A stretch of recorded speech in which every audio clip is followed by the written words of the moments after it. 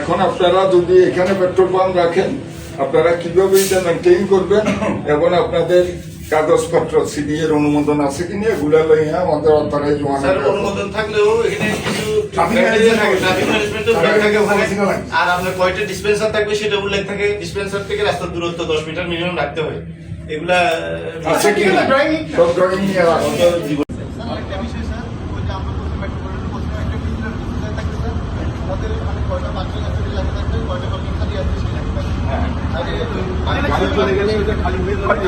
এটা আমরা অলরেডি মেট্রোপলিটনে ওইটা স্টার্ট হয়ে গেছে, এটাও করবার জন্য আমি গতকালকে বলেছিলাম, আমি ওনাকে বলেছি যে ওই ইনস্ট্রাকশন আমরা টিকেটিং সিস্টেম করার আমরা চিন্তা করি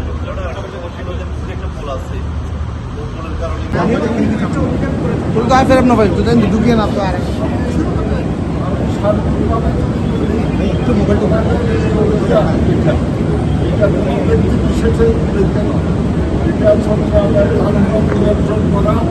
এবং আমাদের যে ড্রয়িং ডিজাইন সেই ড্রয়িং ডিজাইন অনুযায়ী হাসপাতালগুলো বা শিক্ষার মধ্যে তারা করেছে কিনা। বেশি ক্ষেত্রে যেখানে হোক আমরা লক্ষ্য করেছি সেখানে আমরা তাদেরকে সংশোধনের জন্য একটা সময় সুযোগ দিয়েছি।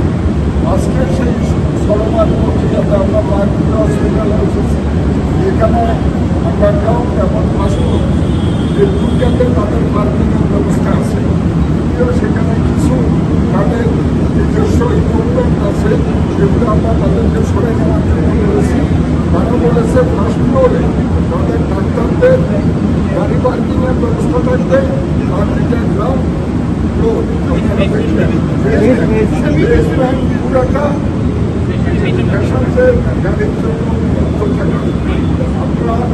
আমরা সরকার কর্তৃপক্ষের সাথে ফলো আপ একটা মিটিং করব সব হাসপাতালগুলোর মালিকদের সাথে, সেখানে পুলিশ কমিশনারকে আমরা রাখবো, আমরা ডিসিকে রাখবো এবং সেক্রেটারি থাকবেন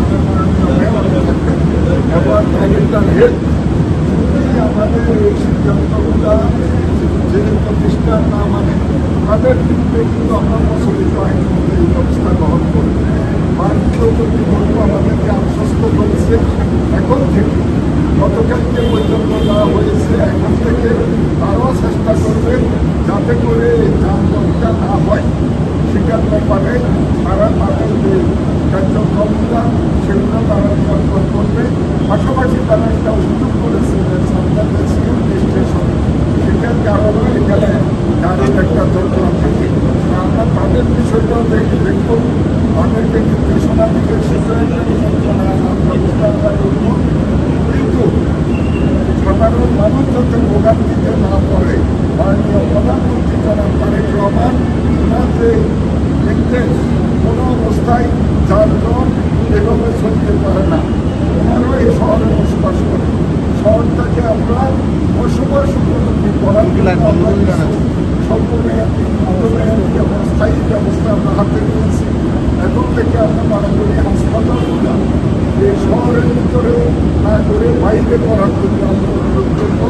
কারণ এখানে ব্যাংকের সরকার যেভাবে যদি হাসপাতালগুলো উঠে, স্কুল, প্রাইভেট স্কুল এবং কলেজ গড়ে উঠে, তাহলে এই নগরীতে বসবাস করা সরাও না ভাই, এই কারণে ওনারাও সহযোগিতা করবে বলেছে।